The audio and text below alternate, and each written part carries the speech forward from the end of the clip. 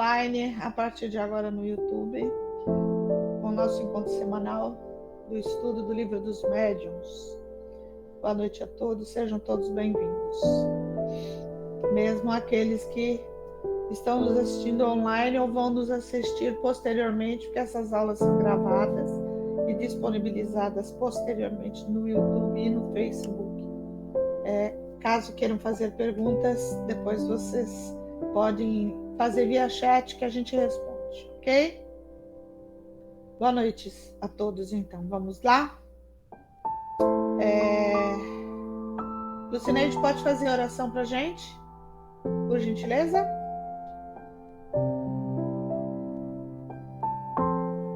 A Lu travou? Será que ela me ouviu? Ouvi, vocês não estão me ouvindo? Agora sim. Ah, que susto. Aqui tá normal.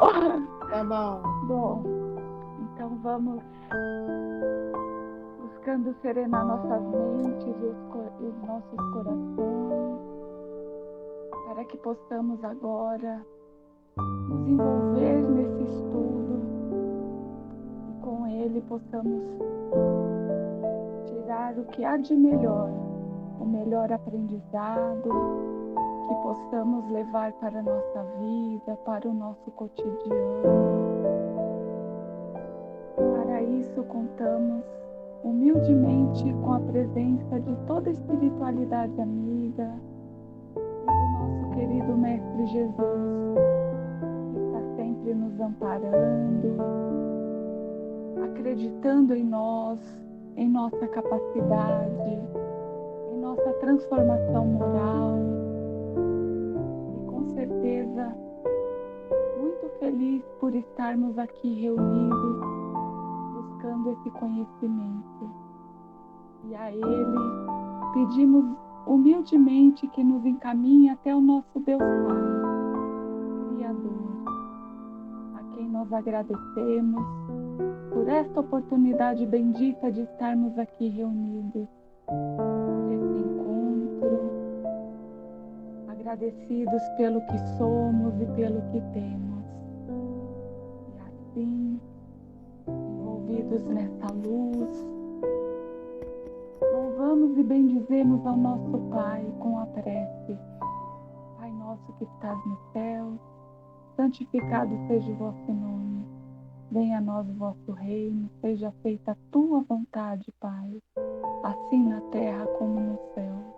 O pão nosso de cada dia nos dai hoje, perdoa as nossas dívidas, assim como nós perdoamos os nossos devedores. E não nos deixeis cair em tentação, mas livra-nos, Pai, de todo mal. Que assim seja, graças a Deus e graças a Jesus. Obrigada, Lu. Espero que todos tenham passado bem a semana.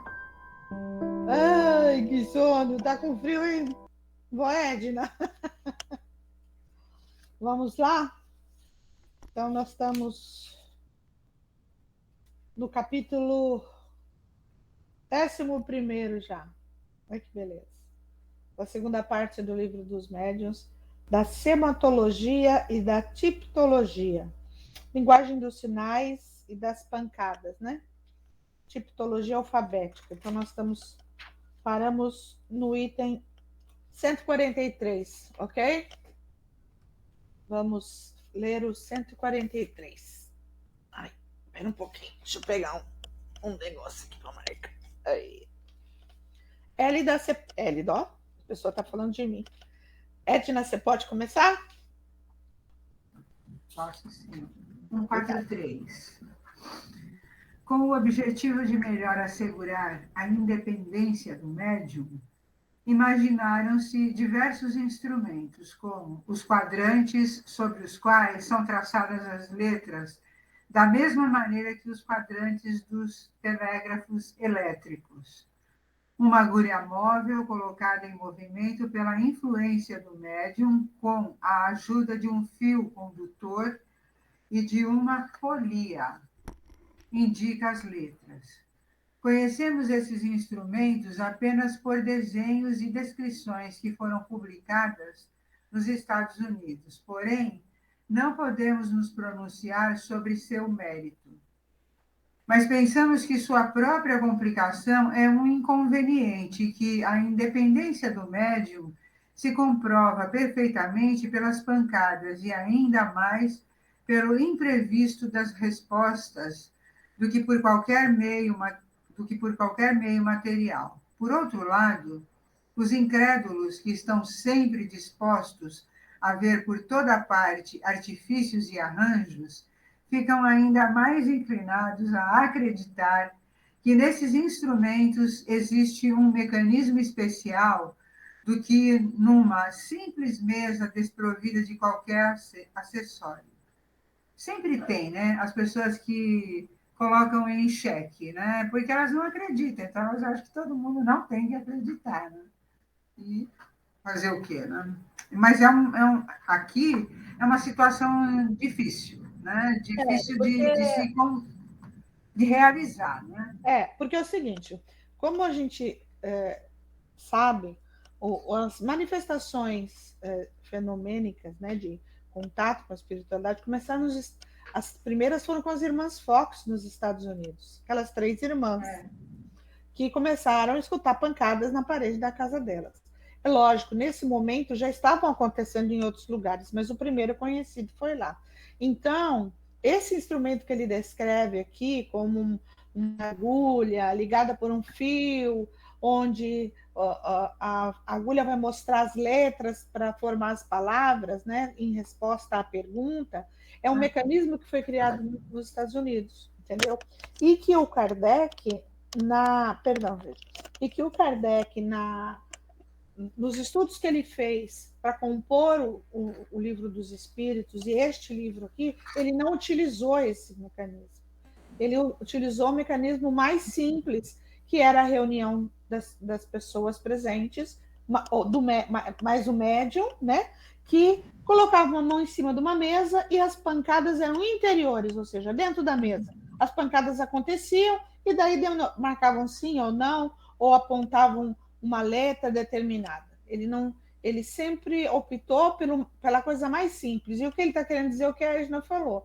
Quanto mais complicado o mecanismo, mais chance das pessoas que não acreditam querer provar que são armações. Não é? Lê a 144, Edna, por gentileza. Nossa, esse é grande. Um aparelho mais simples, mas do qual a má-fé pode facilmente abusar, como veremos no capítulo 28, charlatanismo e trapaça, que fala sobre as fraudes, é o que designaremos sob o nome de mesa Girardin, em memória ao uso que dela fazia a senhora Émile de Girardin, nas numerosas comunicações que obtinha como médium. Isso porque a senhora Girardin, apesar de ser uma mulher de forte personalidade, tinha a fraqueza de acreditar nos espíritos e em suas manifestações. Esse instrumento consiste em um tampo móvel de mesa, com 30 a 40 centímetros de diâmetro, que gira livre e facilmente sobre seu eixo, como uma roleta. Sobre a superfície,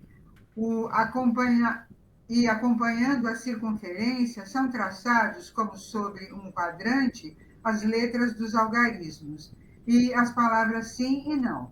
No centro, há uma agulha fixa. Quando o médium coloca seus dedos na borda do disco móvel, ele gira e para quando a letra desejada está sobre a agulha. Dá para visualizar como é que é? É um disco, é bem interessante, é uma coisa bem simples. Né? Era um círculo grande, isso, onde eram colocados, no primeiro círculo externo, as letras do alfabeto. No isso, segundo círculo, na parte de dentro, a numeração de 0 a 9. E depois, dentro, a palavra sim ou não. Exatamente. E uma agulha centrada, apoiada bem no centro, que girava como uma roleta. Então, conforme a letra quisesse parar em determinado, o espírito quisesse determinada letra, ele a fazia parar na letra, no número ou na palavra. Mas isso era passível de fraude, né? Muito grande. Com certeza. Mas vamos lá, continuando. Torna-se nota das letras indicadas, toma-se nota das letras indicadas. Formam-se assim, muito rapidamente, as palavras e as frases. É preciso observar que o disco não desliza sob os dedos, e sim que estes permanecem apoiados, seguindo-lhe o movimento. Talvez um médium poderoso conseguisse obter um movimento independente, o que acreditamos ser possível. Porém, nunca tivemos testemunho desse fato. A gente sabe que tem pessoas que têm um poder muito grande mental e que fazem as coisas se movimentarem, É um poder luzes apagadas magnético. acenderem, né? É um poder magnético, né? Sim, Utilizando a sua energia própria magnética animal, tem o poder até de fazer girar o disco. exatamente. Porém, nunca tivemos testemunho desse fato, né? Se a experiência pudesse ser feita dessa maneira, seria infinitamente mais convincente, pois descartaria qualquer possibilidade de fraude. Quer que eu continue a outra, para terminar? Ah, termina, só tem 3. É. Termina então, por favor. Então, resta-nos destruir um erro bastante propagado e que faz com que se confunda todos os espíritos que se comunicam por meio das pancadas com os espíritos batedores. A tipologia é um meio de comunicação como um outro qualquer, e é tão digno dos espíritos elevados quanto a escrita ou a palavra. Todos os espíritos bons ou maus podem dela se servir, assim como podem se servir de todos os outros métodos. O que caracteriza os espíritos superiores é a elevação do pensamento e não o instrumento de que se servem para transmiti-lo.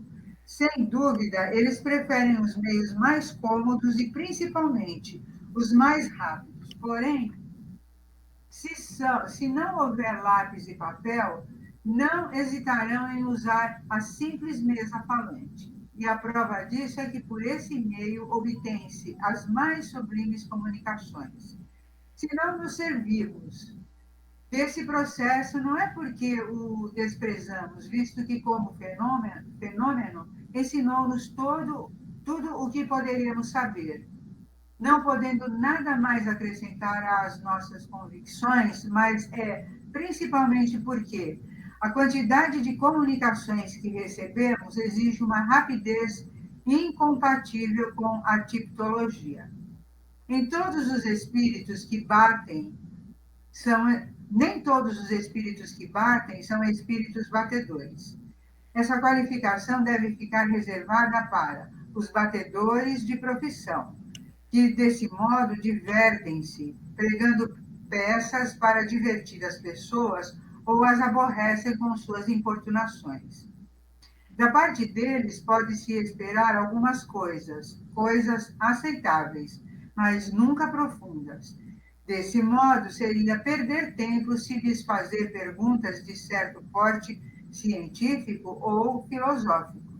Sua ignorância e sua inferioridade lhes deram com justiça.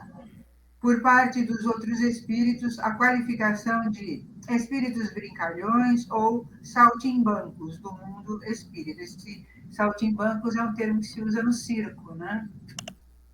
Acrescentamos que, além de agirem por conta própria, é deles que se servem os espíritos superiores quando querem produzir efeitos físicos. Então, assim, né? Eles querem brincar, eles não estão nem aí para evolução, para coisa nenhuma, eles vêm aí para brincar. E o espírito sério, primeiro que o espírito superior, ele não fala muito, ele não elogia ninguém, ele é bem rápido e bem preciso. Ele fala o que ele precisa porque eles têm muita coisa para fazer. Ele não vai ficar lá perdendo tempo, né? Falando uma série de coisas que não interessam. Então, existe essa diferença, é bem visível, né? Bem perceptível. Então, vamos lá. Fechando o capítulo Tipologia Pancadas. Os espíritos superiores poderiam até ter se utilizado desse mecanismo, ou até hoje se utilizar. Mas espíritos superior precisam de rapidez, né? E a rapidez na comunicação se faz através de outros mecanismos. não o de batidas, porque Exatamente.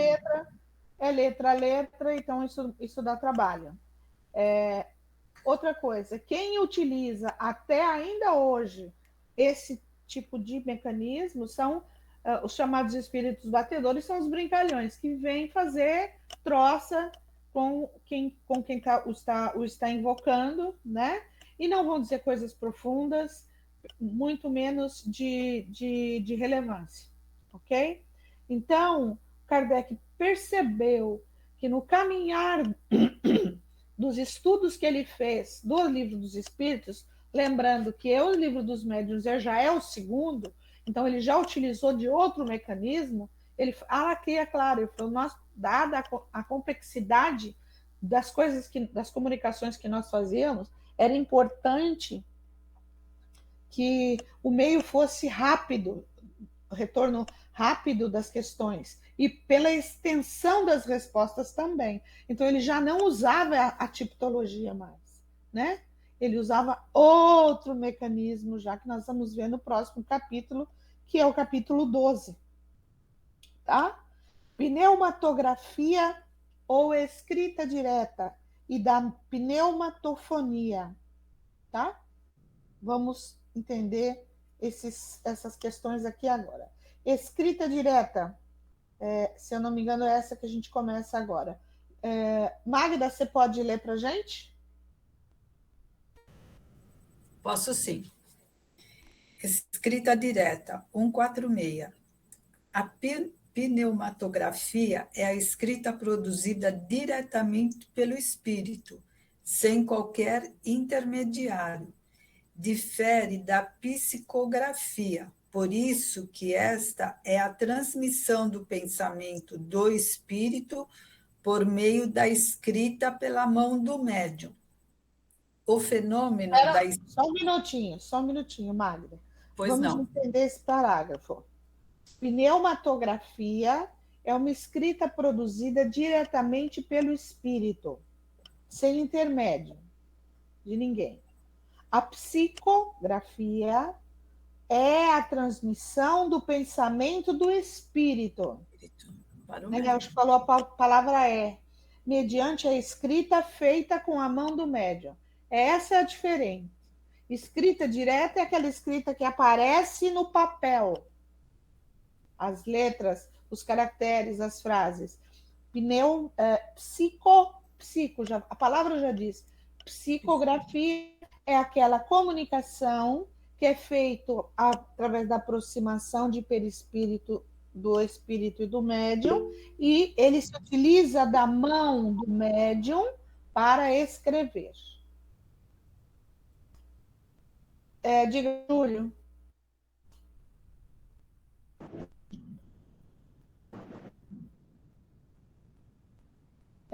Ligue seu microfone. Você quer perguntar alguma coisa?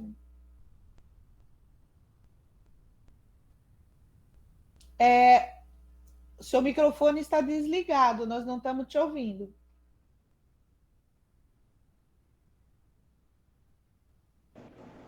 Agora sim, parece que... Sim, desculpe. É o seguinte, eu já vi alguns médiums que a mão do médium vai sozinho. Nesse caso também é direta? Não. A psicografia pode ser... eles classificavam anteriormente como consciente ou inconsciente, mecânica ou semimecânica, melhor falando. Tá? A mecânica é essa que você fala. A mão do médium está escrevendo e ele está conversando com outra pessoa, está lendo um livro e a mão está indo sozinha. Essa é a mecânica. E o outro mecanismo é o jeito que o médico está consciente e está recebendo informação e a escreve. Nós vamos ver isso mais para frente. A escrita direta, ela acontece espontaneamente na folha de papel. Tá? Continua, Magda, por favor. O fenômeno da escrita direta é, sem sombra de dúvida, um dos mais extraordinários fenômenos do espiritismo.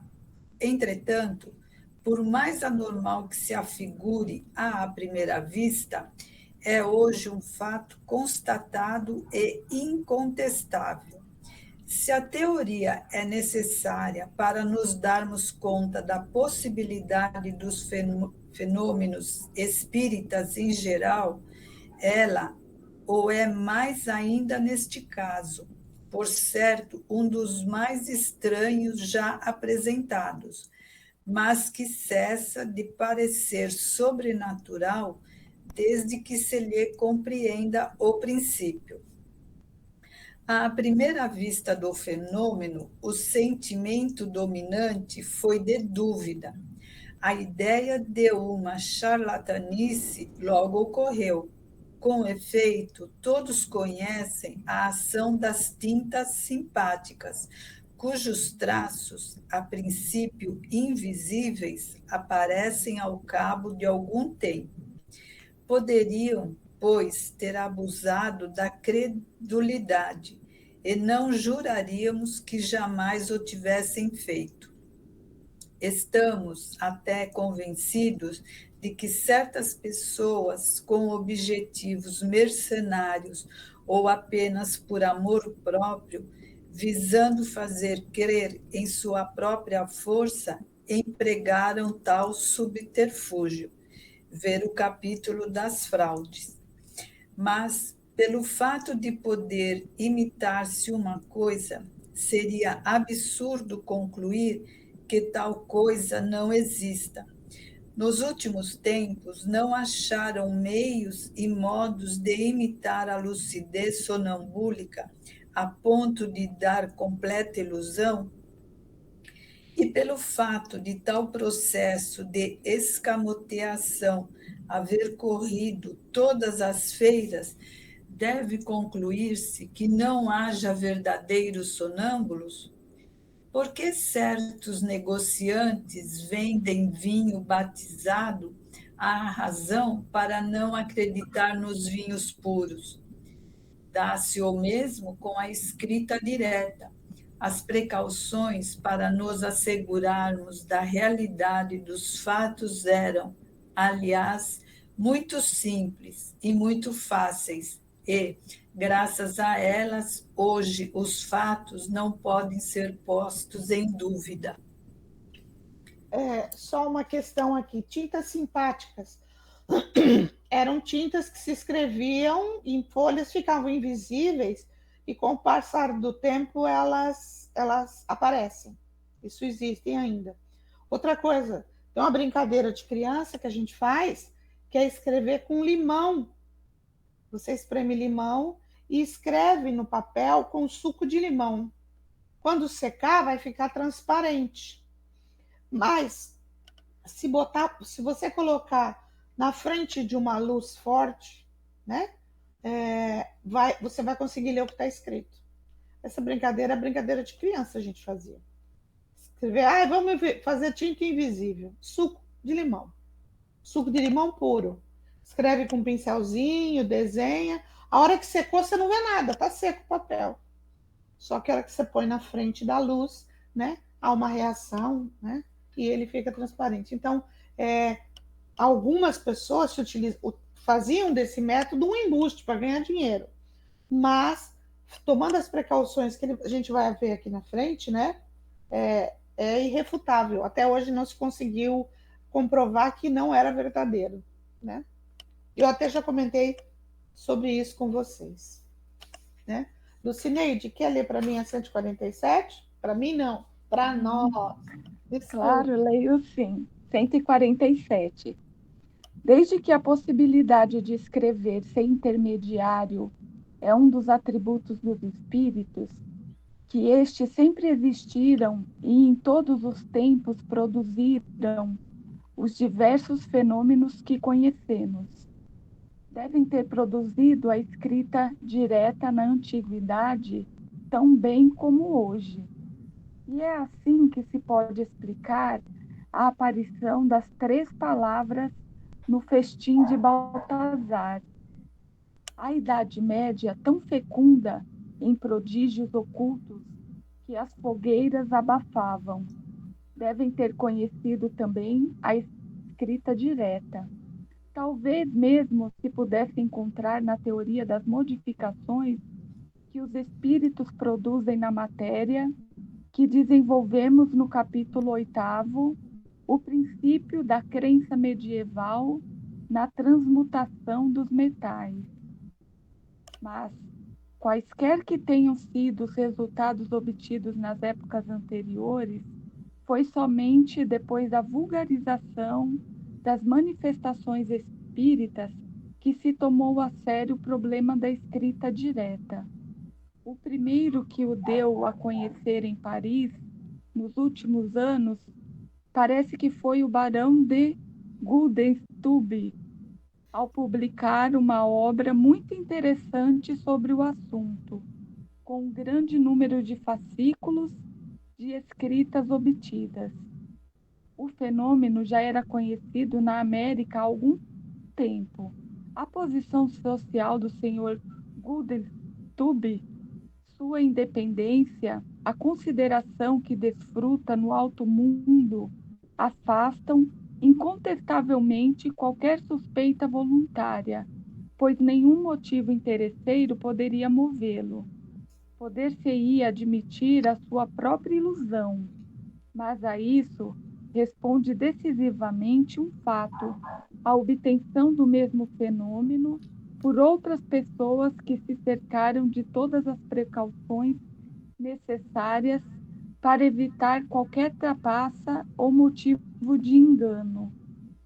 Esse senhor, inclusive, escreveu 2 livros, ele publicou 2 livros, que é A Realidade dos Espíritos e de Suas Manifestações, foi escrito pelo Barão, volume 1, com 15 estampas e 93 fascículos. Olha que beleza. Diga, seu Helder. Não, se eu entendi bem, é uma pena que as coisas elas começam a ser conhecidas pelas fraudes, né? E não por aquilo que é verdade. Exatamente, porque ao mesmo tempo, está bem abafado o seu microfone. Inclusive, para mim aqui tá. Vamos ver, fale agora de novo. Então, eu disse que é uma pena que se conhece as coisas pela fraude, né? E não pela verdade, né? A realidade, seu Helder, se a gente for pensar. Não dá para entender nada do que ele falou. Eu entendi, eu vou dizer para vocês. Ele diz que é uma pena que, infelizmente, assim, a gente conheça os mecanismos da manifestação pelas fraudes e não pela verdade, pelo original correto. Daí eu vou responder para ele que sim, não é uma pena, porque as duas coisas caminham juntas. O mecanismo acontece aqui, ali, acolá. Uns são verdadeiros, outros são falsos, uns são trapaças, outros não são. E o estudo, pesquisa e comprovação da fraude ou não é que deu a Kardec o balizamento para ele codificar isso em livro e confirmar que é verdade ou não. Então, são as duas coisas juntas. Esse é o método científico que a gente estudou no início do Livro dos Espíritos, que é bem complicado na explicação de Kardec, mas basicamente seria o seguinte: ele usou um método científico para pesquisar as comunicações com os espíritos e agora continua usando o mesmo método científico com as comunicações aqui com o Livro dos Médiuns, que é o que é um método científico baseado em tentativa e erro, em pesquisa, em comparação de resultados de 1, 2, 3, 4, 10 vezes se comprova o verdadeiro. Entendeu? Então, na realidade, são as duas coisas juntas, porque ele usou um método científico. Então, ele foi atrás daquilo que poderia ser fraude assim como ele foi pesquisar aquilo que poderia ser fraude e não era. Ok? Podemos seguir? Pode continuar, né? Lu, quem estava lendo? Era eu, Mari. Posso? Por favor. Sim. 148. A escrita direta é obtida, como a maioria das manifestações espíritas não espontâneas, pelo recolhimento, a prece e a evocação. Muitas vezes foi obtida nas igrejas, sobre os túmulos, junto às estátuas e imagens de personagens evocadas. Mas é evidente que o local só influi por favorecer o recolhimento e a maior concentração mental, pois está provado que é obtida igualmente sem esses acessórios e nos lugares mais comuns, como sobre um simples móvel caseiro, desde que se esteja nas condições morais exigidas e se disponha da necessária faculdade mediúnica. Vamos lá, Ou seja, explicando. A escrita direta, na maior parte das manifestações espíritas, o que precisa? Prece, concentração dos médiuns que estão presentes, evocação, que é o chamamento desse espírito que vai realizar o fenômeno, porque eu tenho que ter o médium capacitado, ou seja, doador de fluido magnético animal, para o espírito utilizar o espiritual e fazer a escrita aparecer no papel. Sempre ele precisa dessa doação de fluido magnético animal. No início, aconteciam nesses lugares específicos, iam no túmulo de uma pessoa famosa, se reuniam lá. Você imagina a cena num cemitério, né? Uns 4, 5 reunidos, Kardec ali olhando, se reuniu no túmulo de uma pessoa e chamava o espírito da pessoa, punha a folha lá para que acontecesse o fenômeno. Né? Não sei como é que eles não foram presos, internados num hospício. Né? A ver que eles faziam isso escondido. Eu acredito que eles faziam isso de noite, escondido. Né? Igrejas também, vocês viram? Só que não há o tempo comprovou para o Kardec que isso não era necessário. O que era necessário, vejam lá, recolhimento, que é a concentração, a moralização dos presentes, olha lá. Porque não adiantava ter junto uma pessoa que só estava querendo participar do fenômeno por divertimento, por curiosidade, né? Era preciso ter condições morais, senão não dava certo. Bora lá, Lu. Achava-se a princípio que era necessário colocar um lápis com um papel. O fato, então, poderia ser mais facilmente explicado. Sabe-se que os espíritos movem e deslocam objetos, que pegam e retiram à distância, podendo assim pegar o lápis e escrever, desde que o fazem por intermédio das mãos dos médiuns ou de uma prancheta. Poderiam também fazê-lo de maneira direta, mas logo se verificou que a presença do lápis era desnecessária, que bastava um simples pedaço de papel dobrado ou não para em breves minutos aparecerem as letras. Com isso, o fenômeno mudou completamente de aspecto e nos lançou em uma outra ordem de ideias.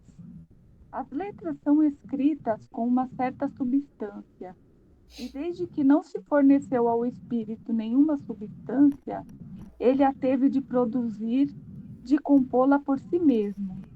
De onde a tirou? Esse é o problema. Reportando-nos as explicações do capítulo 8º, números 127 e 128, encontraremos a teoria completa desse fenômeno. O espírito não se serve de substâncias e instrumentos nossos. Ele mesmo os produz, tirando seus materiais do elemento primitivo universal, que submete por sua vontade as modificações necessárias para atingir o efeito desejado. Assim, tanto pode produzir a grafite do lápis vermelho, a tinta de impressão tipográfica ou a tinta comum de escrever, como a do lápis preto e até mesmo caracteres tipográficos suficientemente duros para deixarem no papel o rebaixo da impressão, como tivemos ocasião de ver. A filha de um nosso conhecido, menina de 12 ou 13 anos, obteve páginas semelhantes ao pastel. Pastel aqui que ele se refere O lápis pastel, um giz pastel, que é utilizado muito em pinturas. Você ia perguntar alguma coisa, Lucimil?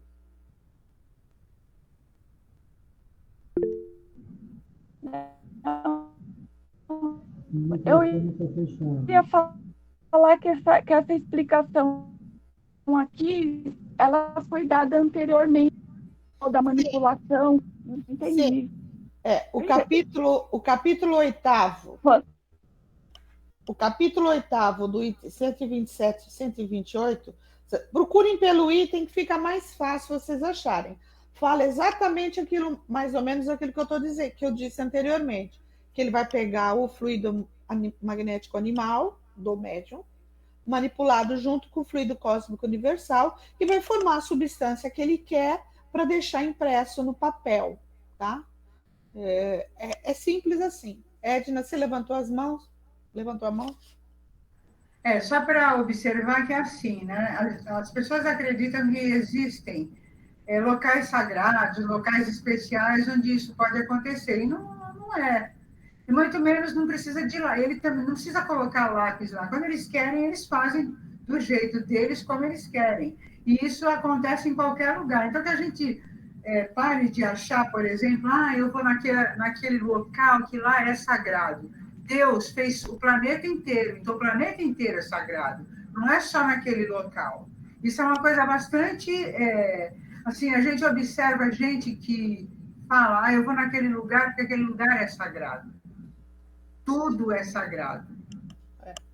O que faz com que as pessoas se iludam a respeito dessa informação é a vontade do sobrenatural, só isso, né? Inclusive porque a escrita direta não é fácil de ser conseguida. Por ser um fenômeno incontestável, ela é muito difícil, tanto quanto as materializações, que não deixa de ser. Ele está materializando um material que ele está escrevendo num papel. O papel está lá, tudo bem, mas o que ele vai colocar lá, ele está materializando.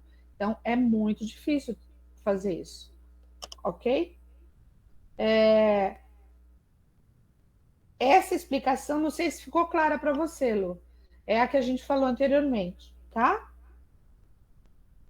E se ele quiser, ele faz da cor que ele quiser. Se ele quiser que saia no papel lápis vermelho, grafite preto, ou até forma de, como se tivesse datilografado, que é aquelas letras, ele faz, entendeu? Então, é do jeito que ele quiser. Tudo bem? Ô, Mari, mas depois de um tempo isso se desmaterializa ou permanece a escrita? É possível? Então, a tendência do que é utilizado assim é desvanecer. A gente chama desvanecer, que é apagar devagarzinho. Que nem me veio uma palavra, que nem a tinta do papel que a gente pega impresso nos caixas eletrônicos. Deve utilizar alguma coisa desse tipo, porque ela some, ela desaparece, né? Assim como a gente sabe que uma materialização não persiste, ela vai desaparecer, ok? Diga, seu Helder. Não, e aí, as maneiras que tem de se escrever, isso revela também ser de um espírito elevado, ou todos têm essa capacidade da escrita? Como você disse, sendo igual uma máquina de escrever. Eu vou traduzir sua pergunta, porque ninguém entendeu nada. Ele diz que os tipos diferentes de se escrever, né? Lápis preto, tipográfico, giz pastel, denota uma elevação ou não do espírito que está se comunicando? Não necessariamente sim, porque quanto mais difícil de você fazer a escrita, mais esforço e conhecimento você tem que ter, né? Inclusive, ninguém faz sem autorização superior, nem eles podem fazer sem autorização superior, tá? A gente vale lembrar, pessoal, que nós temos que nos ater sempre ao conteúdo, né? Para que o sobrenatural não impressione os nossos sentidos e faça com que nós nos deixemos enganar, né? O conteúdo do que é dito é absolutamente mais importante do que a forma como ele é feito. uma forma como ele é passado. Se é nas pancadas, se é na escrita com lápis vermelho, se é direta, se é por psicografia ou se é por psicofonia, que é a fala através de um médium. Ok? 149, Marlene, você pode ler para a gente? Sim. Esse o resultado a que nos conduziu o fenômeno da tabaqueira, relatado no capítulo 7, número 116, sobre o qual nos estendemos bastante, porque percebemos a oportunidade de sondar uma das leis mais importantes do Espiritismo, cujo conhecimento pode esclarecer diversos mistérios do mundo invisível. É assim que de um fato aparentemente vulgar pode sair à luz. Basta observar com atenção, e é o que todos podem fazer como nós, quando não se limitarem a ver os efeitos sem procurar as causas. Se a nossa fé se firma dia a dia, é porque compreendemos. Fazei, pois, compreender, se quiserdes conquistar adébitos sérios. A compreensão das causas tem ainda outro resultado, que é o de estabelecer uma linha divisória entre a verdade e a superstição. Se considerarmos a escrita direta quanto às vantagens que podem oferecer, diremos que até o presente a sua principal utilidade consiste na constatação material de um fato importante, a intervenção de um poder oculto que encontra nesse processo um novo meio de se manifestar. Mas as comunicações assim obtidas são raramente de alguma extensão.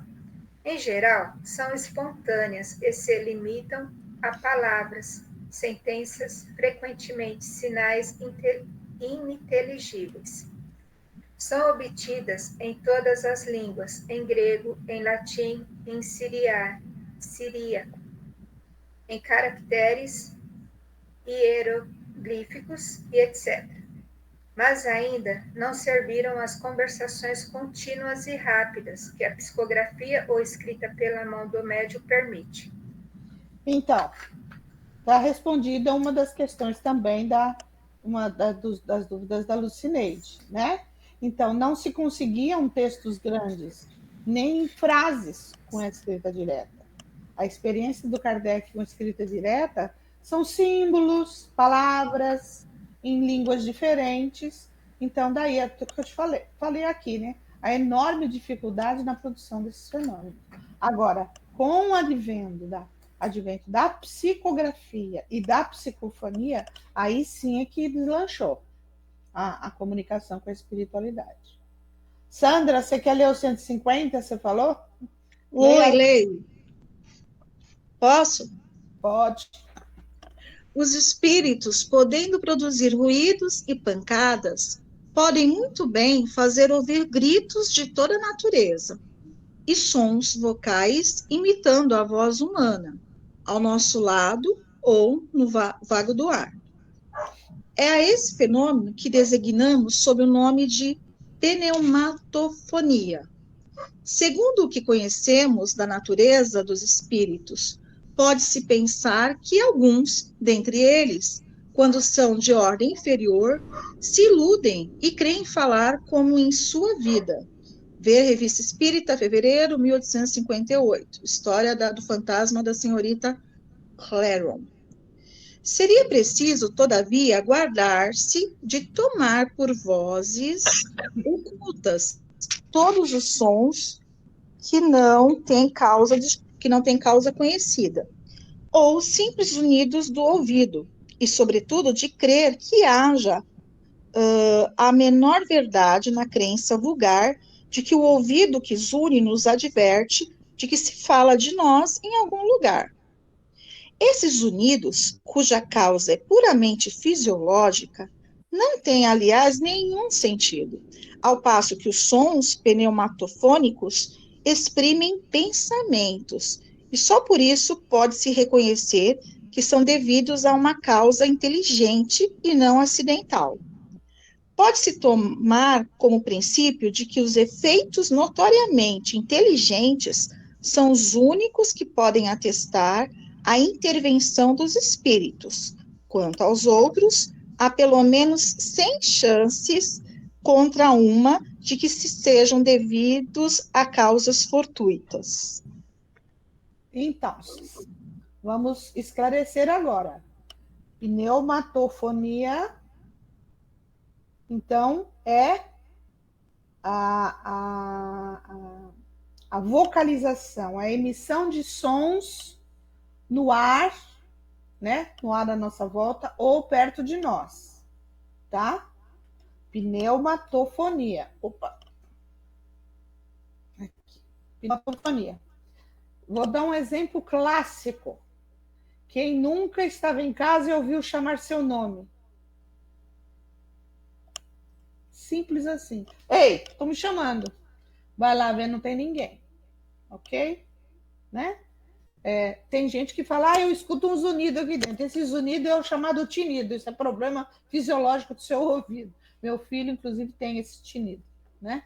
É um som, um apito que não sai nunca. Ele escuta o tempo inteiro. Né? Isso é terrível, imagina. Então, tem barulhos que são causas aleatórias. Se você for começar a achar que o estalo da madeira do seu guarda-roupa é um espírito se manifestando, né? Que o barulho da porta que bateu lá no fundo é alguém que está batendo na sua porta, te chamando, daí não vai dar certo, tá bom? Sandra, fale. Então, fora o chamar o nome, né? Tem um mês, mais ou menos, eu estava lavando o pratinho das crianças. As crianças são os filhos dogs, lá no tanque. Aí, assim, bem pertinho do meu ouvido, eu não tenho vizinho, nem de um lado nem do outro, tá, gente? Aí, bem pertinho de mim, falou, oi. E era um homem, eu identifiquei e era jovem. Então. Aí eu falei para minha irmã, ai, por que você foi falar para mim? Eu falei assim, o que tem? A gente está rodeado, não é novidade isso. Mas deu para identificar direitinho, que era um homem e era, assim, bem jovem. Mas falou um oi tão pertinho do ouvido, que não era vizinho, ainda eu olhei para trás, assim, eu não tenho vizinho, não tem. Então, realmente, alguém veio falar um oizinho para mim. Na realidade, aqui ele diz, né, os sons pneumatofônicos exprimem pensamentos, né? E nisso está o que nos faz reconhecer que são devidos a uma causa inteligente. Bom dia! Nossa! Depois que eu comecei a trabalhar mediunicamente, eu parei de ouvir me chamar, mas até trabalhar mediunicamente, era me chamando o tempo inteiro, para ver que era um ex, para tentando me dar uma lapada na orelha para ver se eu acordava, né? Maria Ângela, e era o meu nome completo, Maria Ângela. Maria Ângela é um nome de 10 sílabas, entendeu? Tá? Isso é pneumatofonia.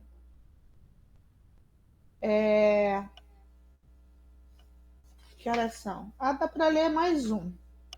Vou ler 151 para vocês. Vocês me ouvem bem, né? Vamos lá. Acontece frequentemente ouvirmos de modo distinto quando nos achamos meio adormecidos. Esse é fatal. Palavras, nomes, às vezes frases inteiras, ditas com tal intensidade que nos despertam espantados.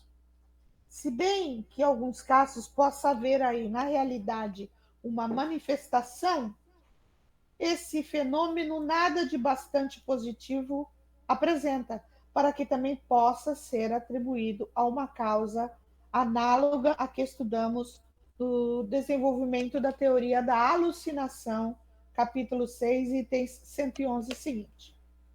Ademais, nenhuma sequência tem o que de tal maneira se escuta. Às vezes é oi, boa noite, né? Durma com Deus. O mesmo, no entanto, não acontece quando se está inteiramente acordado, Porque então, se é um espírito que se faz ouvir, quase sempre se podem trocar ideias com ele e travar uma conversação regular. Normalmente, o início é uma palavra dita aqui, mecanicamente, mas depois o diálogo pode continuar mental. Compreenderam? Eu escutei chamar. Vou dar o exemplo da Sandra. Estava lavando os pratinhos dos doguinhos. Oi, você podia responder, oi, posso ajudar? E aí o diálogo se iniciaria mentalmente ou não.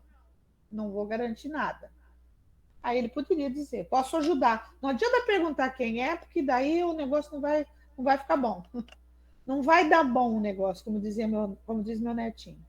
Né? Posso ajudar? Você precisa de oração, vou fazer uma oração para você. Siga seu caminho. Pronto. Entendeu? O diálogo pode se continuar assim. Os sons espíritas, ou seja, os pneumatofônicos, se produzem de duas maneiras diferentes. Às vezes, é uma voz interior, olha que lindo isso, que repercute no nosso foro íntimo, nada tendo, porém, de material as palavras. Alguém conversa conosco dentro de nós. Eu ouço vozes. Pessoas conversam na minha cabeça. Mais ou menos assim, entendeu? Nada tendo, porém, de material as palavras, conquanto sejam claramente perceptíveis. Né? Outras vezes são exteriores, do lado de fora, ao nosso redor, e nitidamente articuladas, como se proviessem de uma pessoa que estivesse ao nosso lado. Então, são duas maneiras das manifestações psicofônicas. Uma dentro do nosso foro íntimo, lá dentro da gente, né? E outra é essa maneira que a Sandra deu o exemplo dela. De um modo ou de outro, o fenômeno da pneumatofonia é quase sempre espontâneo e só muito raramente pode ser provocado. Por que é dificilmente ser provocado? Porque a gente sempre fala, o telefone toca de lá para cá, não toca daqui para lá. Você pode até evocar, mas isso não acontece. Então, essa voz que fala conosco, eu estou lavando louça, vou dar um exemplo bem legal. Estou lavando louça. Meu Deus, amanhã eu tenho que ir no médico, mas eu não estou boa. Será que eu vou? Será que eu remarco? Mas era bom você remarcar. Dá que você se sente mal na rua e você vai ter que ir sozinho. É alguém que está falando com você. Entendeu? A gente fala que a educação mediúnica, para quem tem a mediunidade de tarefa, né? Ou mesmo aquele que não quer trabalhar como médium, mas quer educar a sua sensibilidade mediúnica, é interessantíssimo para você diferenciar seu pensamento do pensamento de um irmão da espiritualidade. Porque no começo você acha que é você que está pensando tudo. Né? Acontece que conforme os estudos, a nossa moralização, a nossa reforma, todo aquele caminhar que a gente fala, e mais o curso de educação mediúnica, você vai conseguir perceber quando é seu e quando não é seu. Mas, de primeira instância, a primeira impressão que você tem é que você está pensando o contrário a você mesmo. Entendeu? Você fala, parece que eu estou ficando maluca, eu falo uma coisa, dali a pouco eu estou pensando outra. Eu penso de fazer uma coisa, depois eu penso, não vou fazer não, que isso não vai dar certo. Toma cuidado. Entendeu? Com o passar do tempo, a gente aprende a diferir. Na realidade, nosso mentor, nosso anjo de guarda, está o tempo todo nos alertando. É que a gente não se prepara para perceber. Né? E quando a gente começa a perceber essa, se a gente pode dizer, essa interação, isso é até muito prazeroso. Porque quando você vai para um local ou se está próximo de pessoas que não têm boa companhia espiritual, você começa a perceber interações negativas. Aí você corta, fecha seu pensamento e sai de perto. Entendeu? Você aprende também a se blindar. A gente fala blindagem, né? Como se fizesse um campo energético à sua volta que daí você não se deixa influenciar pelos pensamentos das companhias de outras pessoas que não são tão lá muito boas, né? Não gosto de falar inferiores, porque nós somos todos filhos de Deus, então somos todos iguais, uns mais esclarecidos, outros mais na escuridão, menos esclarecidos. Compreendem? Tem muita gente que fala assim: não, eu não quero fazer curso de médiuns porque eu não vou trabalhar na casa. Tudo bem, você não precisa ser médium, ninguém é obrigado a ser médium, é uma opção sua. Mesmo que no seu exame espiritual de ano tenha vindo que você vai trabalhar mediunicamente. Porque às vezes a espiritualidade não precisa. Já sabe que a pessoa está querendo fugir, né? Já chega no exame espiritual e já fala, ó, fala para aquela criatura que vai ter que trabalhar mediunicamente. Por falar nisso, eu preciso voltar de quinta-feira. Já estão me avisando todo dia. Até em sonho eu já estou indo na feira. Mas ela pode fazer toda a parte teórica do curso de médium. Entenderam? Toda a parte teórica, presencial, ela pode ser feita. E ela enriquece muito o livro que a gente já está estudando. Porque ela é feita com demonstrações físicas de como são os mecanismos, com slides, com informação científica. É muito legal. Tá? E assim a gente termina. Vamos deixar a psicografia para a semana que vem. Edna quer falar alguma coisa? Alguém quer falar alguma coisa? Eu agradeço muito a presença de vocês todos. Tá? Ai, que coisa boa essa energia aí, elevando e trocando, dona Marlene. O bocejo é uma maneira de nós equilibrarmos a nossa energia interior com o ambiente à nossa volta. Tá? Ah, é sono. Não, não é sono. Dependendo do local e do jeito, percebemos a diferença. Mas, às vezes há uma diferença energética entre a nossa energia interior e o ambiente. Então, o nosso corpo espiritual, que a gente fala, né, o perispírito, está sempre preocupado em regular isso, né? Principalmente quando a gente não trabalha mediunicamente. Tá bom? Obrigada, queridos. Lucineide, você pode fazer as vibrações para a gente, por favor? Sim, Mari. Bom, mais uma vez, com muita gratidão, vamos caminhando para o nosso término da nossa aula de hoje. Agradecidos mais uma vez por essa oportunidade de aprendizado, de troca, e que nós possamos, assim, serenar nossas mentes mais uma vez, entrelaçar as nossas auras e buscar aquilo que há de melhor em nós, que possamos doar em forma de vibrações, que vibremos pela paz universal, por todas as moradas da casa do nosso Pai, pelo nosso planeta Terra, por todos os povos e todas as nações que compõem esse planeta. Que a paz, o amor, a fé e a esperança reinem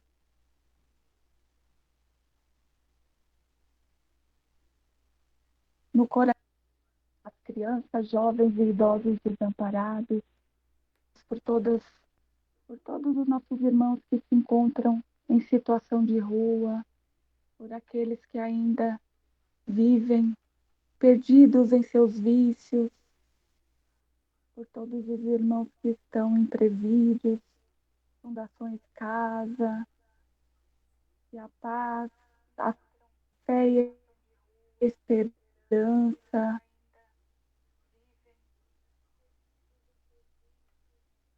reinem os seus corações, que possam brilhar da sua jornada aqui, a qual se propuseram da melhor forma possível, se libertando das amarras que tanto os aprisionam. Vibremos por todas as casas assistenciais e hospitalares, abrangendo toda a humanidade sofredora. Vibremos por todos os lares, por todas as famílias, por todos os nossos parentes, amigos, e os que se dizem nossos desafetos. Vibremos pelos espíritos em sofrimento no umbral, nas trevas e pelos suicidas. E vibremos pela nossa querida FEAM, essa casa que tanta luz e tanta energia, que nos proporciona tanta paz, e que possamos estar juntos na próxima semana, se assim for a vontade do Pai. Graças a Deus e graças a Jesus. Amém. Uma boa noite a todos. Fiquem com Deus. Seja paz e luz para todos. Até semana que vem. Beijinho, pessoal. Tchau.